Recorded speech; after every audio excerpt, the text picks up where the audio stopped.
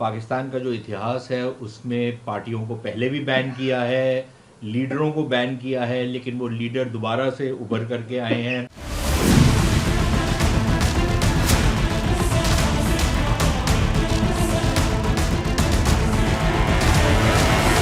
देखिए, एक तो ये इनकी डेस्परेशन दिखाता है जो सरकार और जो फौज है, क्योंकि पिछले 1-1.5 साल में जब से इमरान खान का तख्ता उल्टा है, तब से इन्होंने तमाम कोशिशें कर ली कि इमरान खान की जो एक लोकप्रियता है या एक जो पब्लिक में बहुत मेजर उसका एक तरीके का सपोर्ट है, उसको किसी न किसी तरीके से इसको ख़त्म किया जाए और राजनीतिक तौर पर इसको मार दिया जाए।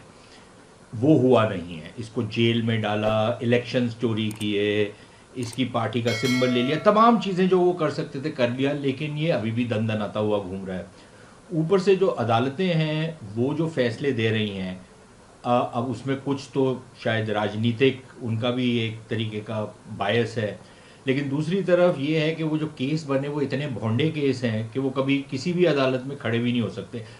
इतने भोंडे हैं कि पाकिस्तान की अदालतों में नहीं खड़े हो सकते, जहाँ पर कैंगरू कोर्ट जिनको बोला जाता है, तो वहाँ से भी उनको रिलीफ मिलते जा रहा है। तो अब ये मेरे ख्याल एक ऐसी स्थिति में पहुँच गए हैं कि इनको समझ नहीं आ रहा कि करें क्या, और इसलिए इन्होंने अब ये सोचा कि अब हम अगर पार्टी के ऊपर प्रतिबंध लगा देते हैं तो शायद उससे हमारी जो राजनीतिक और आर्थिक और कूटनीतिक जो प्रॉब्लम्स हैं वो उसका निवारण हो जाएगा।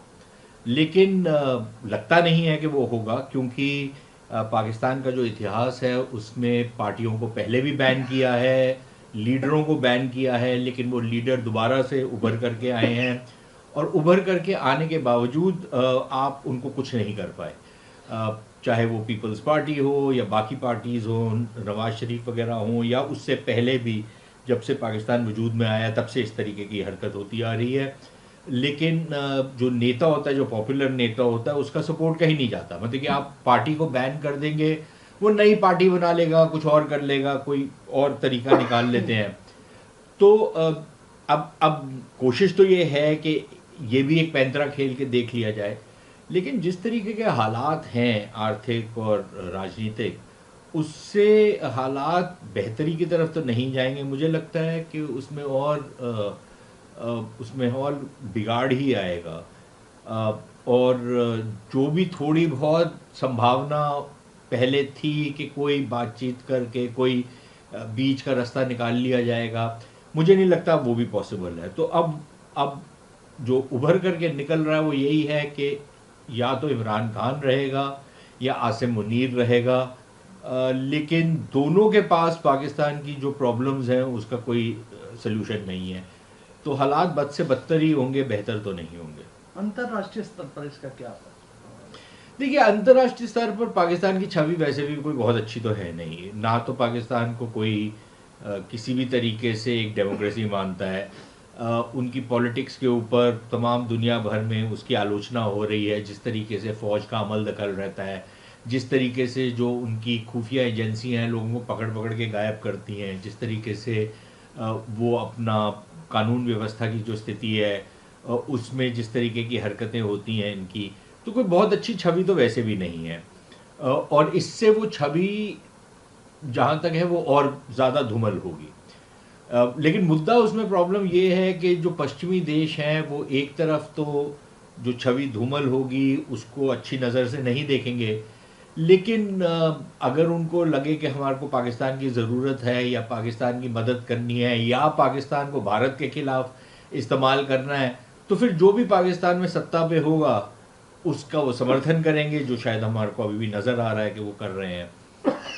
तो हालात उस तरफ जा रहे हैं। उसको कोई बहुत बड़ा असर पड़ेगा या पाकिस्तान की सरकार के ऊपर कोई ऐसा बहुत ज़्यादा दबाव आएगा? अगर दबाव डालना होता तो IMF का लोन रोक लेते, या उसमें कुछ और पेचीदगियाँ आ जाती। तमाम और चीज़ें हैं जो इनके पास, वो तो किया नहीं है। तो ठीक है, मतलब कि बोलने तक बहुत कुछ बोला जाएगा, लेकिन करने के लिए कुछ खास नहीं किया जाएगा। पहले भी ऐसा प्रयास किया गया था, उस समय एजिटेशन इतना हुआ था, लोग सड़कों पे आ गए थे, शहर तक जलने लग गए थे। वो सिचुएशन सामने आ सकती है? देखिए, अभी कहना मुश्किल है। हालात उस तरफ सिर्फ राजनीतिक कारणों से नहीं जाएंगे, आर्थिक कारणों से भी जाएंगे, जिस तरीके की आर्थिक बदहाली है पाकिस्तान में, कि अब रोजी रोटी का नहीं, अब तो जीवन को बचाने का लाले पड़ गए हैं वहाँ पर। तो उससे त्रस्त होके अगर लोग सड़कों में निकलते हैं और उसकी कोई राजनीतिक पार्टी या कोई राजनेता जो हैं उसका समर्थन ही नहीं करते, उसका नेतृत्व भी करते हैं, तो फिर हो सकता है कि कुछ इस तरीके के हालात पैदा हो जाएं कि फ़ौज को या तो ये लगे कि जब तक हम एक नरसंहार नहीं करते तब तक कोई प्रॉब्लम का सलूशन नहीं है, और वो हम अगर नहीं करेंगे तो फिर हमारे को अपनी जो सारी जो हमारी लीडरशिप है फ़ौज की, उसमें तब्दीली लानी पड़ेगी, नहीं तो ये तो हालात बेकाबू हो जाएंगे। लेकिन आम आदमी क्या दोबारा से, जो पिछले साल हमने देखा था मई के महीने में इमरान खान के समर्थकों ने जो किया था, क्या वो दोबारा से उस तरीके से सड़कों पे आएंगे? संभावना को टोटली निकारा तो नहीं जा सकता, लेकिन अभी लगता है नहीं है कि वो होगा। वो शायद आर्थिक कारणों के साथ जुड़ करके वो एक और बड़ी मूवमेंट बन जाए, उसकी तो संभावना है, लेकिन लोगों का अपने तय इमरान खान, सिर्फ मात्र इमरान खान के लिए बाहर निकलना शायद अभी नहीं लगता। लेकिन उसका मतलब ये नहीं है कि अगर सड़कों पे बवाल नहीं हो रहा, उसका मतलब ये नहीं है कि सब चैन ही चैन है। तो कई बारी लोग जो सड़कों पे नहीं उतरते, लेकिन उनके अंदर जो एक आग उबल रही होती है, वो अपनी जगह रहती है, और उससे जो राजनीतिक स्थिरता है वो नहीं आ सकती। भारत के लिए आप क्या कोई हमें ध्यान देना चाहिए इस और, या हमें कोई नहीं, देखिए हमको कोई फर्क नहीं पड़ता इमरान खान कौन सा हमारा दोस्त था, और जो अभी आए हैं वो कौन से हमारे दोस्त हैं। कोई ऐसी मित्रता तो हमारी कोई है नहीं। भारत के साथ तो हमारा 75 साल का जो एक्सपीरियंस है वो ये है, हमारे को कई वादे वहीद करते हैं, लेकिन अगर किसी एक आदमी ने किया तो उसका जो उत्तराधिकारी है वो आकर उस पर नफ़ी कर देता है उसकी, या वादे कर देते हैं, लेकिन जैसे ही हालात बदलते हैं तो वादे भी बदल जाते हैं। तो हमको कोई फ़र्क नहीं पड़ता। पाकिस्तान खुद ही अपने आप को हमारा दुश्मन बोलता है, तो फिर दुश्मन को दुश्मन की तरह ही ट्रीट करना चाहिए। अब उनके अगर अंदर कलह है, अगर उससे हम कोई फ़ायदा उठा सकते हैं तो उठाना चाहिए। उसका नुकसान तो शायद अभी तक कुछ नज़र नहीं आ रहा हमारे को।